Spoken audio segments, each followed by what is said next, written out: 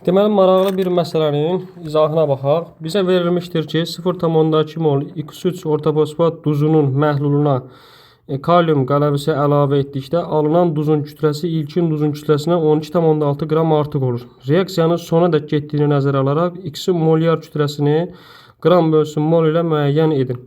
Bəli, gəlin əvvəlcə reaksiyanı yazaq. X3 PO4 plus üzərinə gəlinsin kalium OH, kalium hidroksid alınacaq. Nə? Alınacaq deməli burada görürük ki, deyir duzdur və bu da kalium OH da qələvidir. Nə baş verəcək? X burada hər hansısa bir metaldır, çünki duzdan söhbət gedir. Hidrogen deyil artıq o. Duzdan söhbət gedir. X-i əvəz eləyəcək kalium və yer dəyişmə baş verəcəkdir. Əvəz etmə reaksiyasıdır. Yəni ki, bunları silək. Deməli, kalium gələcək bura. Kalium 3 PO4 və plus XOH. Niyə görə XOH? Çünki X burada göründüyü kimi 1 valentlidir. Çünki PO4 ortofosfatdan gəlib 3 valentlidir.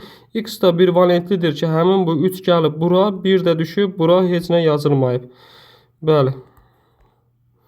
İndi bunları geri qaytaraq. Bəli, ona görə də X-imiz oldu. Neçə valentlidir? 1 valentlidir. Və hidroksid ionunu da bilirdik ki, 1 valentlidir. Ona görə də formolda olur elə XOH. İndi biz əmsallaşdırmalıyıq. Çünki burada sol tərəfdə 3 ədəd X varsa, əmsala da 3 yazdıq, sağda da 3 ədəd. Kalium sağda 3 ədəddir, sola da 3 yazdıq. Hidroksidin qarşısına əmsallar düzəldi. Və bizə deyir ki, 0,2 mol X ortofosfat duzunun məhluluna kalium qələvisi əlavə etdikdə alınan duzun kütləsi, baxın, bu duzdan söhbət gedir. Alınan duzun kütləsi, ilkin duzun, bu duzun kütləsindən 12,6 qram artıqdır. Nə qədər? 0,2 mol həmin bu X ortofosfat duzu reaksiyaya daxil olanda artım olmuşdur 12,6. Bəs 1 mol daxil olsaydı bu X ortofosfat duzu artım nə qədər olardı? X qədər. Buradan X bərabər olacaq.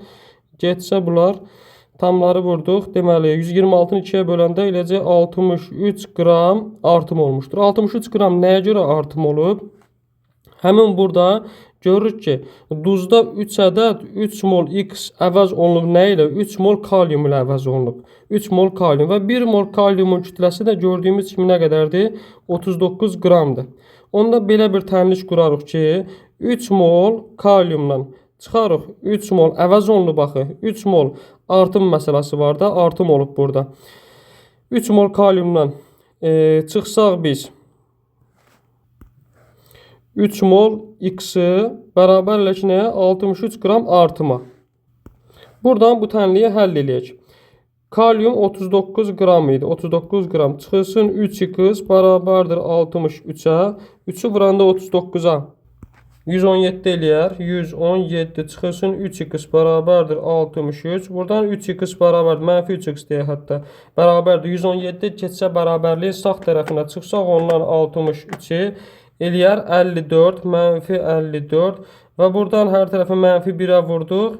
Elədi müsbət 3, müsbət 54 və 54-ü də böləndə 3-ə eləyəcək X bərabərdir 18. X tapdıq 18. Deməli bizdə bu X-in molyar kütləsi 18 imiş. Bəs X sizcə hansı imiş, hansı metal imiş və yaxud da metal yox, hətta ion imiş.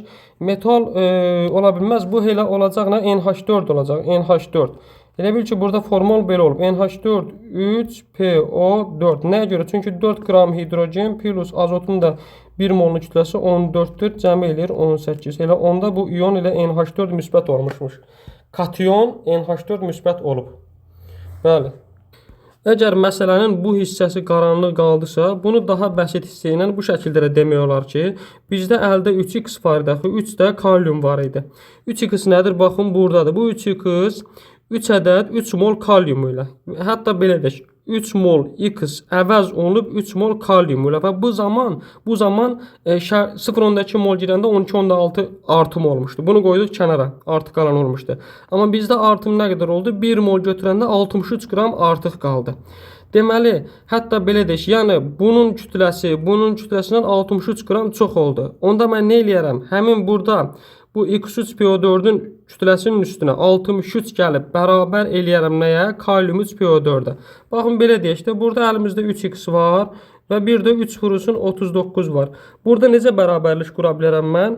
Bu 3 vurulsun 39 deyir, bu 3 vurulsun X-dan 63 qram çoxdur. Onda həmin o çoxu gəlin bu azın üstünə, onda bir-birinə bərabər olacaq. Və sonra buradan da həll eləyəndə X çıxacaq 18. Daha bəsit yolu budur. Yəni anlaşılır, başa düşülə bilən yolu.